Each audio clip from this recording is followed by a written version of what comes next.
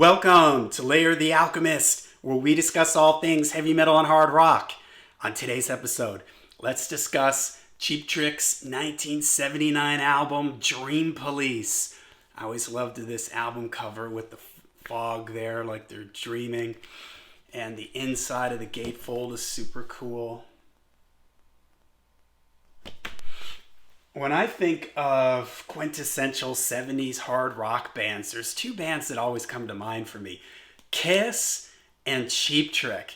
And I think Cheap Trick comes to mind because I don't know if anybody's ever seen the 1979 movie Over the Edge. It's kind of a coming-of-age teen angst movie that features a very young Matt Dillon in it. And there's a lot of teenagers in it.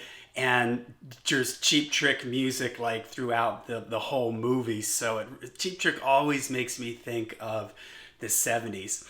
And this is a great, fantastic album. It followed their Cheap Trick at Budokan album, which I've done a video on that. And that was a huge seller for Cheap Trick. And it actually pushed back the release of this album by a few months because Budokan was so successful. They were taken off guard by the success of Budokan. They just put that out as a live album, didn't realize it was going to explode. So they pushed Dream Police back a little bit to let Budokan keep selling, if you will. This album was produced by Tom Werman, who in the 70s had worked with Nugent, Blue Oyster Cult, Molly Hatchet. And then in the 80s, he would become popular for working with a lot of these sort of LA glam bands like Motley Crue, Twisted Sister, Poison, LA Guns. So the production on the album is great. It's very sort of clean right there. You can hear all the instruments. Cheap Trick starts to expand their production a little bit with this album. There's strings on it and kind of keyboards. It's a little more worked out from a production standpoint, and I think it works really well. Cheap Trick is Robin Sander, who is an amazing vocalist in my opinion, very underrated, doesn't get talked a lot about when you're talking about great 70s vocalists, but I think that he should be up there, right up there. Rick Nielsen on guitar. He's a really interesting guitar player. He's not really doesn't play a whole ton of leads. He's more of a rhythm player, but he always does cool things. He always has kind of cool lines and riffs in what he does with the guitar. He also has this really cool image with the baseball hat. He's sort of like a comic book character in a lot of ways. Buddy Carlos on drums. He's one of my favorite kind of underrated 70s rock drummers. For me, he is a harder rocking version of Charlie Watts from the Stones. He's got a groove and sort of a swing to his feel. He has some chops, but he just has this certain pocket and laid back vibe to his playing that really suits the songs well. Then you have Tom Peterson on bass, and Tom Peterson is unique for this time because he used to play what was a 12-string bass. So a normal bass has 4 strings on it.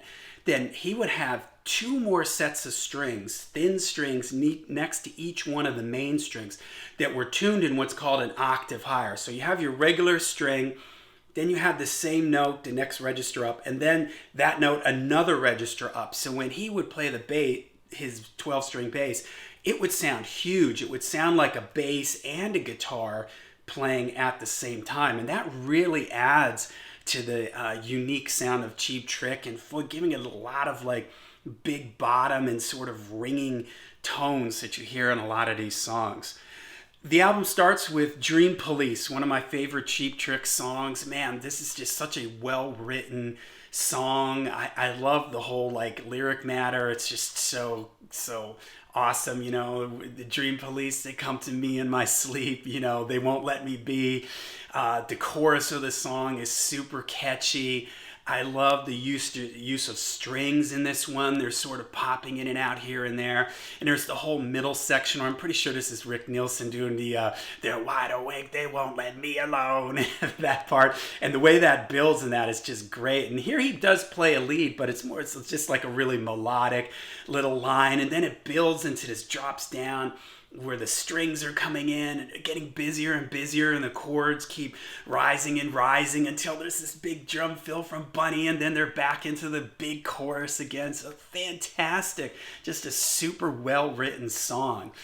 Way of the World is a fast melodic. It has kind of an 80s rock sensibility to it to me, kind of maybe what you would see with some of the more, rock bands in the 80s. Maybe this is Tom Werman. You can sort of hear this production that he would start using with a lot of the 80s bands. The house is rockin' in parentheses with domestic problems. This is a upbeat, fast driving, rocking one that's a lot of fun. Gonna Raise Hell. This one has a neat kind of just straight drum beat, and this is a good example of Tom Peterson comes in with his 12-string bass, and it just has this big, really unique sound. It's got a big bottom end and the ringing notes over the top. It has the chorus in it is fun. Gonna raise hell, gonna raise hell. It's sort of this laid back in the pocket but sort of grooving kind of number. I'll Be With You Tonight has a real 50s rock vibe to it, and this is something else that I find unique about Cheap Trick. They have a lot of times a 50s rock sensibility to what they do. You can hear sort of like a Buddy Holly, that kind of 55 to 58 like rock sound. Rick Nielsen is involved in the songwriting in all the songs. He's kind of the primary songwriter, although the other guys do co-write with him at times. But you can really hear in this one, I'll Be With You Tonight, this sort of throwback 50s rock vibe. Voices is a great, great ballad. I love it. Starts off really kind of mellow. It's got these like ringing acoustic guitars. Robin Zander is doing this really relaxed, mellow kind of vocal line, and the chorus in it is just really super catchy. It's just a really well-written song. I believe this was a single. I'm surprised that this song isn't bigger than it is. This should be as big as Surrender or Dream Police, because it's just a really, really well-written song. It's got really nice vocal harmonies in it. I Know What I Want has the intro to this always makes me think of AC/DC. It's got like sort of this open string hanging chord thing. And then when the chorus kicks in, this is sort of another Cheap Trick signature. I think this is Rick Nielsen's voice, coming out when they do these choruses. It's got this really big chorus. I know what I want and I know how to get it. And you can really hear Rick's voice inside there. And it just adds this sort of unique gang vocal quality to it. It just sort of jumps out, and it's really big. And the album ends with Need Your Love. And this is interesting because Need Your Love was on Cheap Trick at Budokan.